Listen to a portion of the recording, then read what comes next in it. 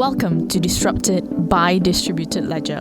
In this podcast series, we share thoughts and insights of outstanding trendsetters in the blockchain world, as well as the roller coaster rides of their companies.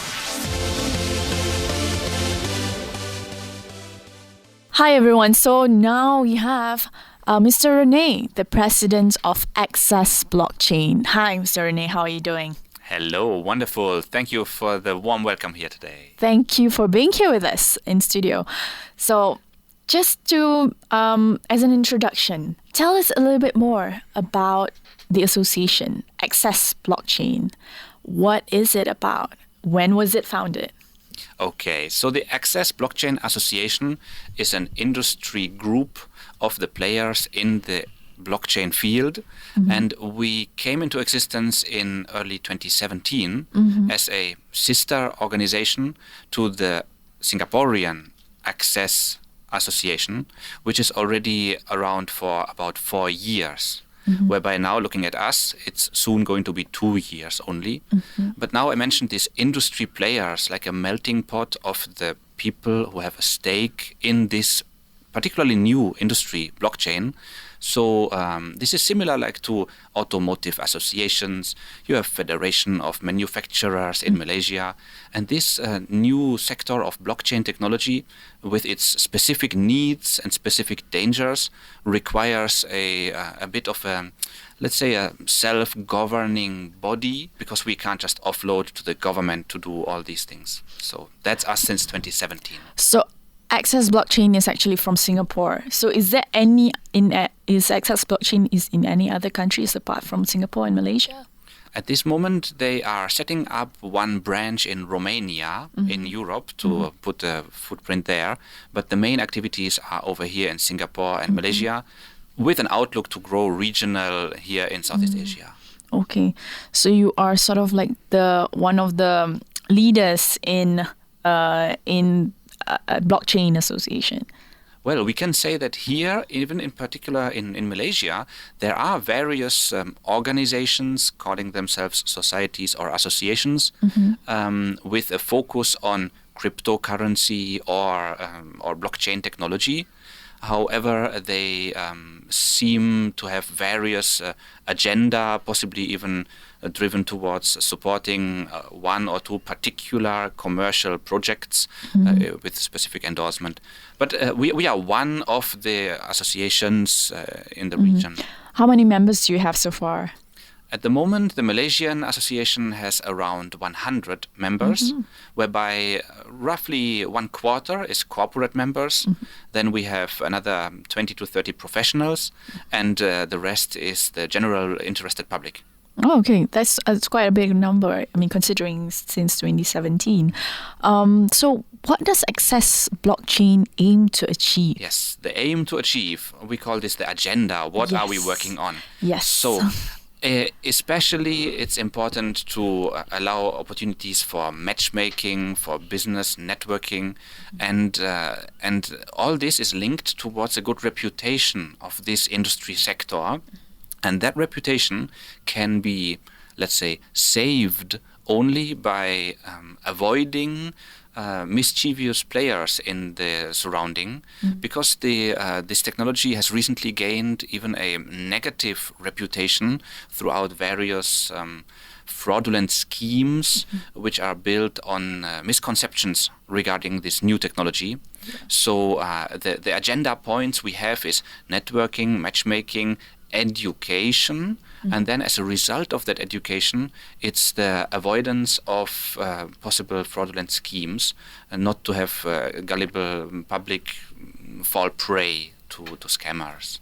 Okay, that's very important, I'd say, because not everyone knows, I mean, which one is a scheme and which one is real. So, and it is. And people can just assume that from media, if one is a scheme and everything real blockchain related is a sham. So, for the members who join the association, what are the benefits that they get? Well, obviously, these members, if they were corporate members, they can pride themselves with the membership inside our more or less prestigious association because it is in the industry well known that we have very stringent vetting criteria, and we don't allow every project to simply join our ranks in the association. So various members leverage on the something like an endorsement, leverage on that, whereby others take opportunities to find meaningful projects. Others, again, seek our assistance in guidance towards government agencies or regulatory bodies. So we can call ourselves even as a light lobbying agency or organization. Like helping in facilitating. Maybe that sounds even better. Yes. Facilitation, assistance. Yes, exactly. So we are assisting the players in this market, and even myself, I'm running an industry, a business servicing industries in Malaysia and overseas, using the blockchain technology to improve like safeguarding of mission critical data. So I am one of these industry players, and even myself or my business is profiting very well from the membership in that association. Okay. I mean, having that kind of experience yourself and expertise, perhaps you could give our listeners a brief description about blockchain. What's the most simple way for them to understand what blockchain is? And it's not just merely about Bitcoin. You are right, very right there. It's not merely about Bitcoin. Bitcoin is just one of the application use cases of this new branch of technology. So this blockchain technology is something we need to firstly de-hype a little bit. Usually when I give introductory talks, I talk about databases, traditional database technology, and then how the blockchain invention now allows new use cases. It's like a database technology with added perks, I would call it. But now to describe it, what are these special perks? Especially we have one that this blockchain database, I will call it, allows a certain trust in the data because it is an append-only database secured through certain cryptographic mathematical functions, whereby we can identify who put what data set when into this database, and it is saved in a secured way, so it becomes, we call it immutable, like tamper-proof. Then this database usually does not live on a database server, but on an array of decentralized, this means various locations, nodes, like database servers, and these are in sync with each other.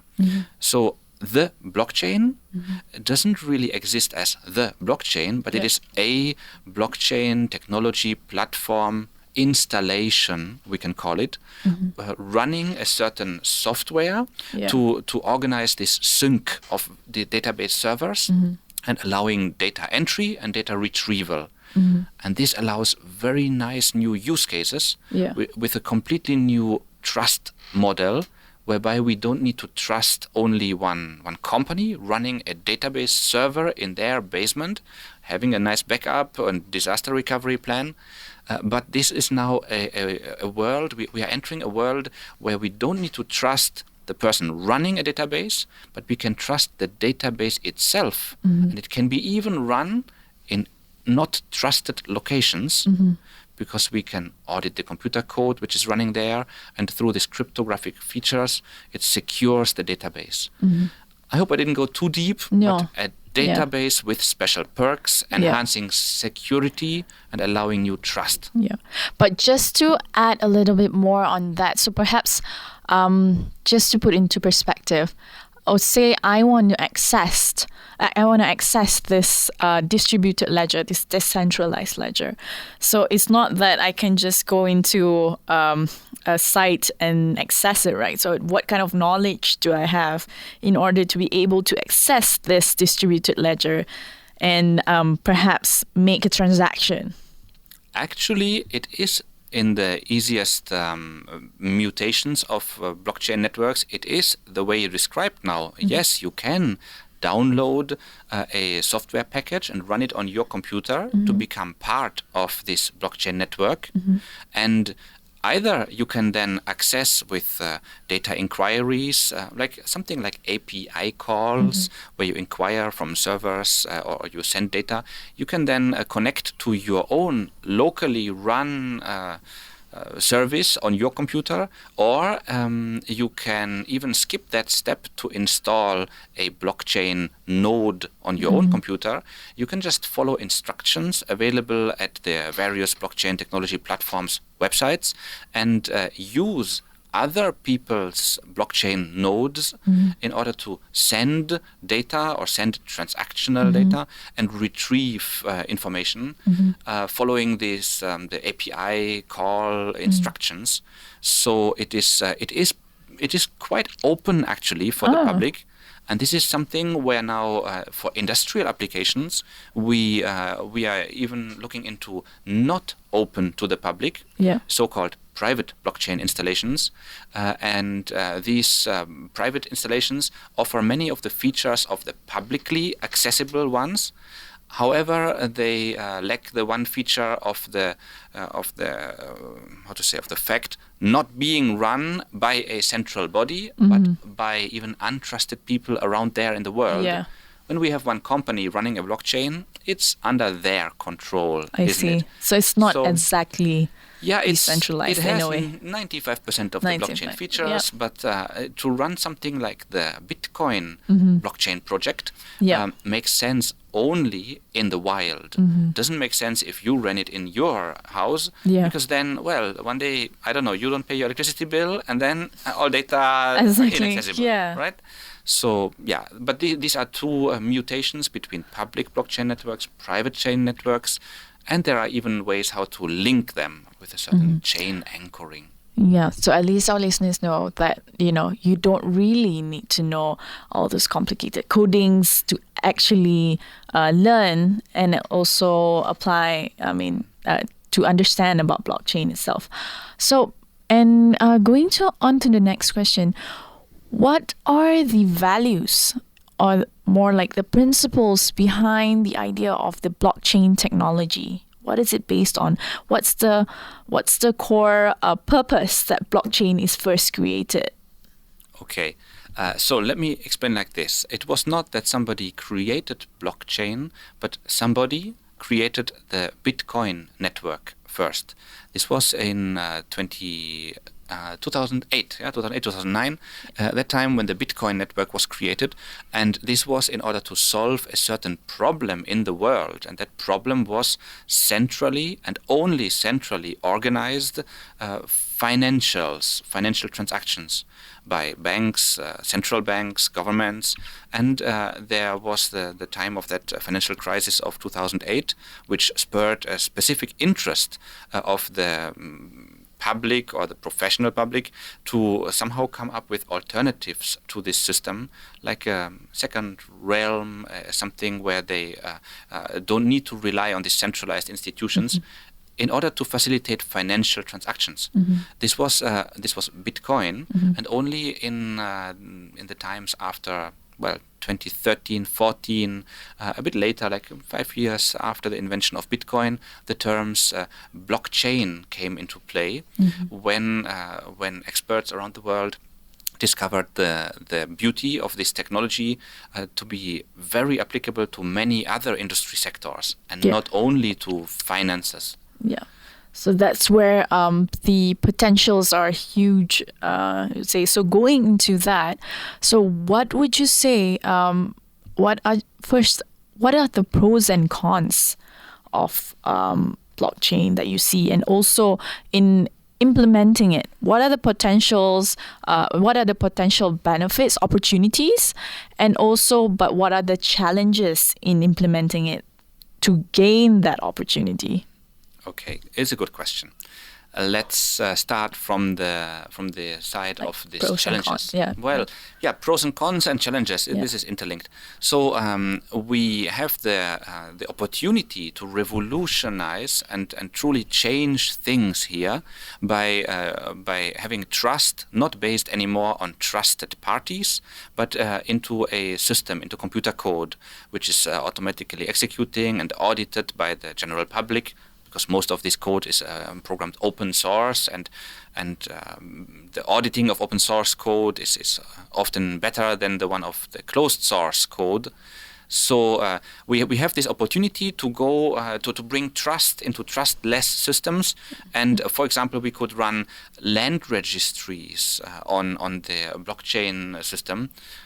But then comes the big challenge, for example, regarding land registries, that we have existing systems run by governments, some governments more trustworthy, others less trustable, and we have the less trusted governments not wanting to hear that somebody tells them, you cannot be trusted, we need to upgrade your system. That is maybe even rather dangerous, telling in these countries, hey, you government, we can't trust you, we built a secondary system. So the challenge here is that for most of the application use cases of blockchain technology, we have centralized systems in place with a power structure which grew in the past centuries, and it's not now in the interest of nobody, I think, to simply overthrow these power structures, because that could be rather dangerous, I'm repeating. So this is one of the challenges, that we have this technology, we can apply it in smaller installations for industrial use, but the larger scale governmental applications for the public might take some time and go slowly through small use cases until we reach car registration, land registration, citizen registry. All these things I foresee in the future, they should be secured and made more transparent and more auditable through this blockchain technology, but we can't just do it right now. So the timing is still at its infancy, would you say? It's the timing, and it's even a little bit the fact that it is not yet a very proven technology, when it is only now going to be 10 years old. Actually, on the 3rd of January 2019, we'll have the 10 years anniversary of the Bitcoin blockchain running in production without major hiccups, without any problems or hacks. So 10 years compared to other governmental structures or financial systems where we have hundreds of years. Yeah, that's true. Yes, it's still considered as its infancy. So and maybe perhaps you could expand on the specific challenges that is in Malaysia itself. Okay, Malaysia. So let me use this opportunity of this particular interview to mention one worry I have about Malaysia. So let me mention two, actually. Yeah. Okay. Yes. Two, please. First one is the Malaysian brain drain of talent problem. We have, unfortunately, the situation that people who are good and who can sell their skills at a good price, and then they are clever, then they are clever actually enough to leave the country and work somewhere else to earn a higher salary. So that's a problem in Malaysia, and not only in Malaysia. It's a phenomenon around the world where the people who are, let's say, not clever enough don't have enough skills, then they stay here. So it's very hard for employers to find good talent here. So we rely on importing foreign workers. Something like myself. I'm an expat in Malaysia, right? So we need foreign talent here to bring up Malaysia and keep it up on par. And this is nothing what I could solve now as a little businessman running an association. Yes, but so this is something I identified, and I'm working my little steps towards solving this. But brain drain is one thing for Malaysia. Applicable for blockchain even more than for other technologies, because this is very globally distributable through online remote work, remote chat groups. You don't need to sit in the office of a blockchain company to work on blockchain development projects. That was the first one. And the second is that Malaysia, unfortunately, has a reputation in the world as being a country producing various fraudulent schemes in relation to money games and investment scam schemes. This is linked between Malaysia, China, we have Malaysia, Thailand links, even to Vietnam. There are even several schemes inside Malaysia. You might remember there's is a very common scheme, this money games where you invest a certain amount and you get promised a certain return every weekend. When you bring 5 friends, you get a higher return every weekend, or all these things. These schemes used to work with cash. Yeah. Later they upgraded to use bank accounts, whereby they often needed proxies to run the bank accounts because the banks and the law enforcement shut down the accounts, need more proxies. But now, through blockchain technology and these cryptocurrencies, these scammers have an easy life now because they don't need to use cash or use the banking sector. They can use this unregulated and rather for them secure system. This is why right now BNM and SC and even Access Blockchain Association are heavily working on keeping the ecosystem sane and reducing the misconceptions with the general public about this cryptocurrency or blockchain phenomenon. This is not a get-rich-quick scheme. Yeah. So that is one challenge where we even saw Malaysians promoting these schemes in US, in Outside Europe. of Malaysia. Yes, and it's like it's embarrassing for me as a white guy to see my fellow Malaysians actually in my home country promoting the Malaysian investment schemes. Yes. So who would you say, which countries or country would you say that is in the forefront of blockchain technology? And also, where are because you were saying about brain drain, so where are these talents going to? That's a good question. Let me think which countries to put here. I didn't do a proper research about this, so this is just my opinion. But obviously, I think that still Silicon Valley is one of the places where many meaningful blockchain projects are being run from. Then we have East Europe, places like Ukraine, Slovakia, or other places. Even Russia is very active in this sector. Unfortunately, here in Southeast Asia, we have Vietnam as a rising market at the moment. Unfortunately, here Malaysia itself is not really exporting these services much at the moment. It's more busy with itself and with maybe what I mentioned towards the last question. But then, yes, China, I have to mention, obviously. So it's like US, Russia, China are maybe the giants in this technology, plus East Europe and Russia. I would say like that. Yeah. And then the talent pool. Yeah. The talent pool is usually from, let's say, even from actually the talent pool is even from East Europe. We have from Belarus, we have Estonia, Latvia, Lithuania, these countries of the former East Bloc. Then is another interesting pool for us is Indonesia. Indonesia does not have at this moment many larger blockchain projects, but there are, maybe due to the large population, there are several experts in Indonesia. Even we are employing in our Malaysian blockchain-powered business a few Indonesian colleagues. So, Indonesia is one of the places where to hire. So, what do you think could be the impact of blockchain in terms of both positively and negatively? The impact of blockchain technology to normal, to the everyday lives of a person, for instance, like, because sometimes people can't think like, how is blockchain actually affecting me, my daily lives? Because it's still beyond imagination of some people that how's blockchain really can be applied. Okay. So I might give this one example that like blockchain powered databases don't need to be run by that one central entity, but they can be run by a consortium of agencies or companies, or even in the wild, like we see with Bitcoin, for example. Now, when we imagine a system of a land purchase transaction, this inquires in Malaysia. This involves in Malaysia many various parties, lawyers, state office, land registry office, tax office, buyer, seller, banks, financing banks. So we have 10 parties involved, and a typical land transfer transaction in Malaysia takes 4 to 8 months to conclude.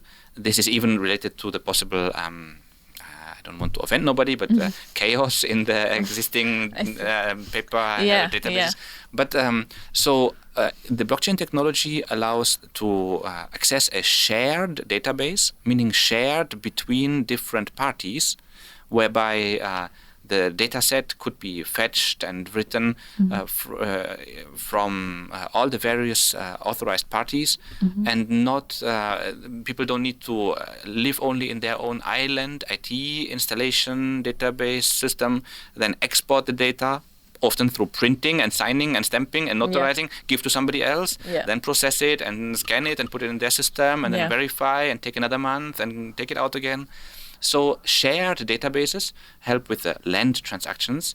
And I can give an example here of a Ukrainian land transfer transaction which happened in 2017, where the buyer and seller did one transaction of the land transfer within a week, concluded, and it is paid for, the land is paid for by virtual currency, a cryptocurrency accounted for by blockchain. The transaction was verified that it's paid for. Then lawyers and land office recorded this transaction, all using the blockchain ledger.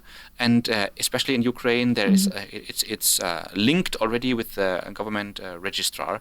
So that is quite leapfrogging or spearheading. Yeah. And that happened already. Anything to do with perhaps environment, or because right now a lot of people are talking about sustainability, because recently in Poland they have like a sustainability forum, a conference. So perhaps, and how can blockchain play a part in sustainability? For sustainability or green energy. Yeah, in terms of, there are several projects out there right now aiming to account for the produced kilowatt hours and the consumption of kilowatt hours of green energy, and trading incentives or bonuses using this blockchain ledger, like a blockchain ledger platform. For transferring of these credits, but let's say this is still something what is accounting for something. This technology doesn't reduce the emissions of our cars or our factories. It's more something like sustainability. And now maybe I give another example, which is maybe linked to this, for traceability of food supply chains or halal certifications, where these certifications can be fully trusted, and they could even be revoked. Once a product is already in the shelves, it can be, because it's live, it's a living database, we can revoke it, and customers can scan a little code on the can of a product they buy, and they verify, is that manufacturer now certified or not, and in addition to that, products could be traced. And now we have this expression from farm to fork with an end-to-end supply chain system. Well, that improves the sustainability of ecological farming or organic produce, and mainly it improves the honesty and the trust into such systems. And perhaps knowing if there's any contamination for certain food that can be traced back to source. We can add such information into that database. Yes. Okay, so you gave a few examples earlier on some of the cases of blockchain, the application of blockchain. So how can distributed ledger affect differently other sectors? This public sector actually can benefit a lot from blockchain technology, because the public sector has a mandate from the the public, yes, this is why it's called the public sector, Yes. has a mandate to represent their interests, to make their living better, maintain society in a peaceful environment, all this agenda, and they need actually transparency and auditability to be trusted by their citizens. And this at this moment, the auditability of records is maintained by external auditors or record keeping. But looking at the very simple example of voting, government voting, when we had even here in Malaysia the GE14, and people stayed up until the late night to get the result. And I think that everybody was worried about the legitimacy of the counting and the accountability and the transparency of that process. There were even, I think it was foreign experts even attending and trying to ensure that everything goes nicely, smoothly. But then still, the trust in that system, I dare to say that most Malaysian possibly did not have the full trust in that in the procedure, and a blockchain technology could improve voting processes by making it auditable, instant, and even instantly counted, so it doesn't leave any space for possible bad intentions to I don't want to say the wrong words here now. But how do you think that they can trust blockchain any more than the current system? Because technology itself, as the current news, a lot of things going on with like Facebook and things like that. So data security is very sort of like hot topic right now being spoken on. So how can they actually trust blockchain?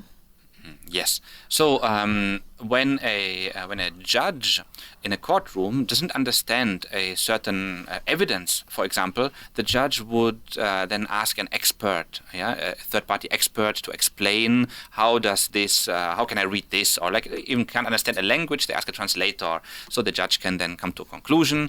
And now having the citizen as judges here to judge whether this is more safe and appropriate to use or not. When they don't understand this, they either need to learn and then understand and then believe and decide, yes, we can trust or we cannot, or they need to appoint experts, which there are a lot of experts around understanding this technology and auditing the code. So I think that this is a natural way. They will earlier or later see and believe and trust this system because it is just transparent and made public in contrast to previous systems. And just when I was talking about the election, I still have this in mind about elections. There are other governments in the world already choosing this mode in order to prove to their citizens, look, we are really that transparent, we have nothing to hide, we are putting this publicly here, and it's nothing that in these countries people need to have colored fingers anymore. It's a much more efficient system. Okay, last but not least, how do you think Access blockchain, Access itself, could contribute towards achieving the intended impact of blockchain?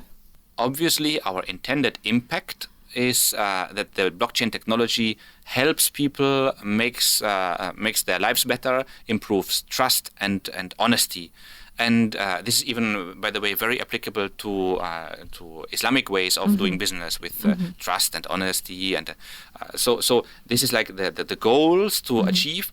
And how can Access Blockchain contribute to this would be mainly bringing back to what I said in the beginning, education, removing malicious players from their playing field, not by attacking them directly, but by taking away the oxygen from them, taking away the victim base, and then obviously it's again back to creating meaningful connections with the businesses or government agencies, open for adoption or testing, pilot projects, integrations, so that the businesses in this sector, the members of Access Blockchain Association are connected to the possible implementation places.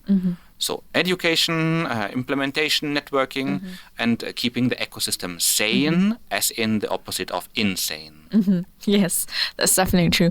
So perhaps for a closing, who can actually be a part of Access, and if someone doesn't have a blockchain company or anything like that, how can they still learn about blockchain? Is there any programs under Access that they can know about? Okay, yes, we do have programs for the general public to educate themselves. Please follow up through the website access-my.org. And the general public is invited to learn, join. We have a membership tier for students, one for general public.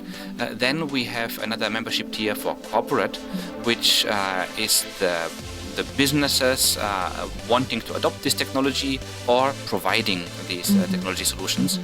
For corporate, we have a relatively stringent vetting criteria, but again, you can apply through the website. We will do our due diligence and then allow you to become member. Okay, thank you very much, Rene. So it's a real pleasure having you with us today. So thank you very much for the insight. I really appreciate it. Thank you. Have a good day. Thank you for listening to this week's episode. This podcast series is a collaboration between EFM of Global Entrepreneurship Movement Association and Access Blockchain Association Malaysia. For more insightful conversations, find us on efm.live.